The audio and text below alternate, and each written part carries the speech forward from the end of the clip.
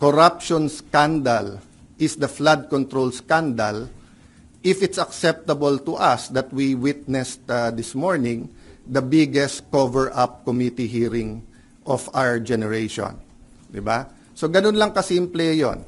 So in the same manner na nag-propose kami na parehong pipirma, I have not talked to Senator Marcoleta, so hindi ko alam kung papayag siyang dalawa silang chairman or whatever, but we have to find a solution that yung mga witnesses ay makakapunta ng malaya na protektado ng batas at independent yung Senate. Having said that, mahaba panahon, as I said kanina, let's focus on Mindanao and on the relief and rehabilitation, especially kung may mga lives that are at stake now because dun sa mga buildings. I don't think all of us fully know the extent. So far, nakikita lang natin yung mga videos, no? So hanggang dun lang muna, we will continue with our meetings. We will focus muna on Mindanao. I am not sure when the next hearing ng Blue Ribbon led by the subcommittee by Senator Marcoleta is. I'm expecting to know soon, but definitely knowing what's happening in Mindanao will have an impact on our decision kasi priority yon. Okay, question is from Janice Cosio. Sir, Yes. good afternoon po. Good afternoon. Dalawa lang, sir. Yung comment nyo sa resign call sa inyo, and sabi po ng Malacanang kanina, open si BBM na magpatawag ng special session ng Congress. Lalo na po, nabanggit nyo na rin yung nangyari sa Mindanao kanina.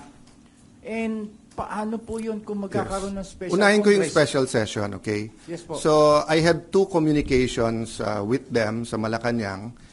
In both cases, sinabi nila sa akin, hindi pa handa yung mga bills na gusto nilang ipapasa para dun sa uplift.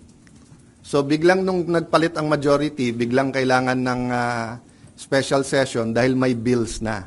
Actually, kung may official silang bills, dapat na i-file na yon para na-refer na sa committee, di ba? So sabi nila, inaayos pa nila. But having said that, kung bigla nilang naayos from the time I had discussions with them, may LEDAC, pinospone nila the day before, tinawagan ako ng secretary na head, and then sabi niya, sir, pwede ba ituloy bukas? Sabi ko, kayo nag-postpone, ready ako. Tapos hindi rin naman nila tinuloy. Yung sinasabing magtrabaho tayo, nagtatrabaho kami, ready kami magtrabaho. Sila nag-walk out, kaya nagkaroon din kami ng parliamentary tool na ginamit. Sinasabi ni Senator Lacson paulit-ulit, and I feel bad for the generals, and I apologize in behalf of the whole Senate, both the majority and minority. But nakita nyo naman, after nila kinonvene illegally ang session, ano bang ginawa nila? Nag-adjourn sila sine die. Ang calendar natin pwede pa hanggang Friday. Hindi naman nila tinuloy yung session ng Thursday, Friday, sasabi nilang mga gusto nilang ipasa eh.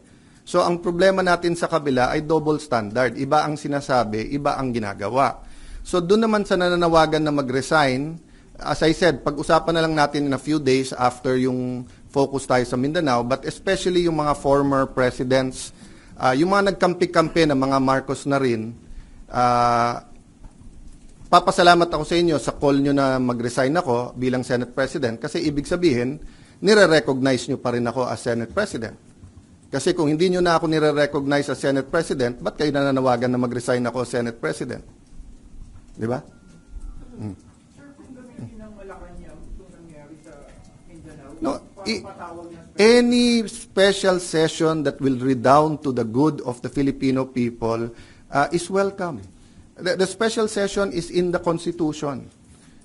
Yung ginawa namin nung bago matapos yung bago mag-sinedie is precisely because aagawin nila yung committees at kailangan matuloy yung hearing tungkol sa Blue Ribbon. Having said that, Mindanao is now. Diba? They need the attention now. So if there's needed legislation, good. We will meet right away. If not, then tulong-tulong tayo. But aside from that, let's remember that the committees can continue to work. Nung pinauwi ni Senator Win, nung Thursday, yung mga empleyado, may Senate hearing pa si Senator Pia. So hindi totoo na hindi nagtatrabaho. Wala tayong dapat conflict kung may kailangan yung ating bansa, whether it's legislation, whether it's a meeting na LEDAC. Dapat tanggalin ang politika pagdating na ng I say politika, but it's an issue of graft and corruption. But what I meant is that it's a political issue vis-a-vis a more urgent. They're both important, but what's more urgent? You can postpone a hearing. You cannot postpone a rescue mission. You cannot postpone yung paghatid ng mga relief, di ba? And then, yun nga, hindi natin nararamdaman pa ng husto, pero the economic crisis is here. And every month until the end of the year, it will get much worse before it gets better. Because nga, tuloy-tuloy ang problema sa Middle East, di ba?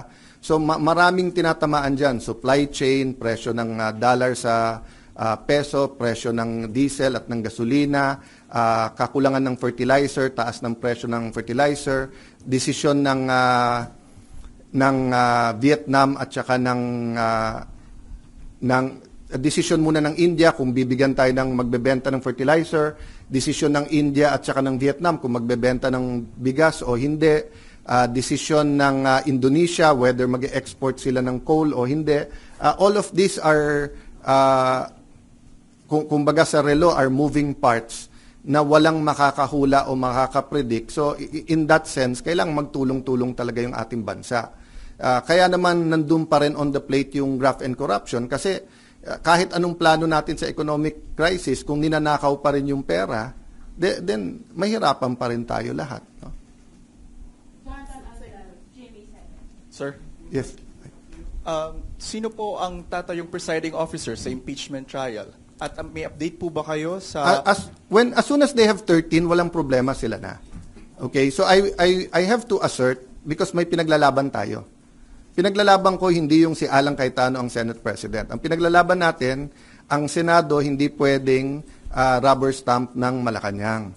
Hindi pwede na hindi independent yung Senate. Hindi pwedeng may hearing ka katulad kanina, yung bibig na bumubukas ay senador, pero yung lumalabas na salita galing sa Malacanang. Ano pong rules sa pagpili ng presiding officer sa impeachment trials? They illegally amended the rules. They illegally had a session, 'di ba? So in due time there'll have to be something that will decide, 'di ba? But in the same manner na ina-assert ni Senator Win na he's the acting Senate President kahit na walang legal basis whatsoever, I have to assert not for myself but for the truth and for the Constitution. But it's still 1 month 'di ba? At hindi kami nakikipag-agawan sa silya doon. So for example, yung Senate Secretary, dapat siya yung ngayon nag-aayos para diyan sa pre-trial. But nagte-take over sila Attorney Bantog. So we're doing it very patient.